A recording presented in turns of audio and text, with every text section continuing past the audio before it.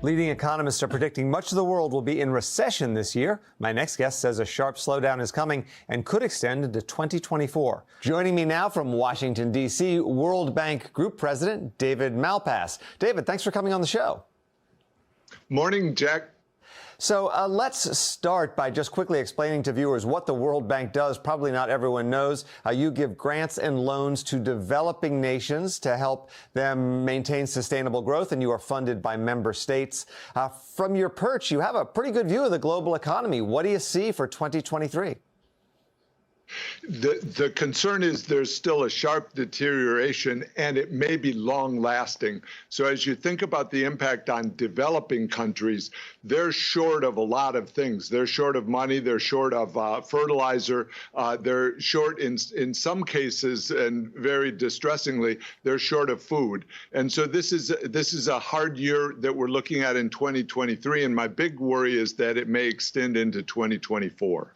I want to ask you more about the fertilizer and food issue, but let's talk about the risk of recession a little bit more. The IMF recently said that in 2023 it expects 1/3 of the globe to be in recession. Does that align with your views? The energy markets seem to be telling us that a slowdown is coming.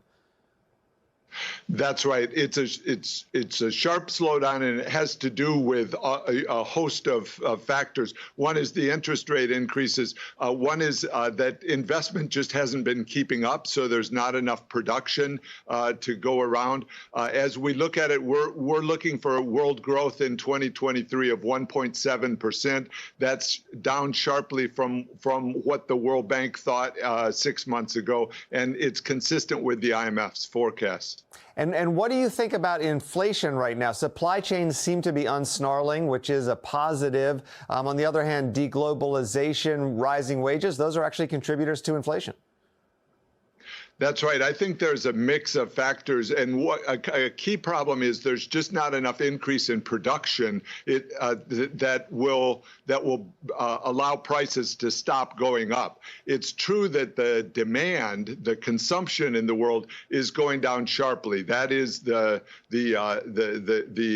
impact of all of the factors. But what needs to be done to bring the inflation down is to get a big supply response, and so far it's hard to see that happening. China will maybe have a comeback in 2023 after they undo the lockdown. They're an important producer in the world, but other parts are not really expanding, and certainly the developing countries aren't expanding enough in their production to bring prices down.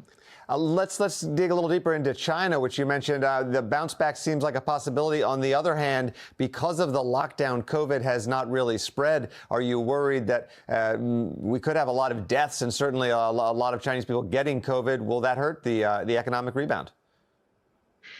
It is hurting now in that they're a key part of the supply chain. I was there in December and met with Li Keqiang, the premier, and we had a lot of discussions about the challenges facing China. One is high youth unemployment rate, and so China is looking for ways to bring more people into the labor force. That takes time, and so as we look into the rebound, they were in COVID lockdown for so long. It just takes time for their whole economy to adjust, and at that time, the biggest economies, the U.S. and Europe and even Japan, are not really expanding their production substantially either, and that leaves us with a grim outlook for poorer people in the world. They're depending on growth in the more advanced economies, and it's not stepping up enough.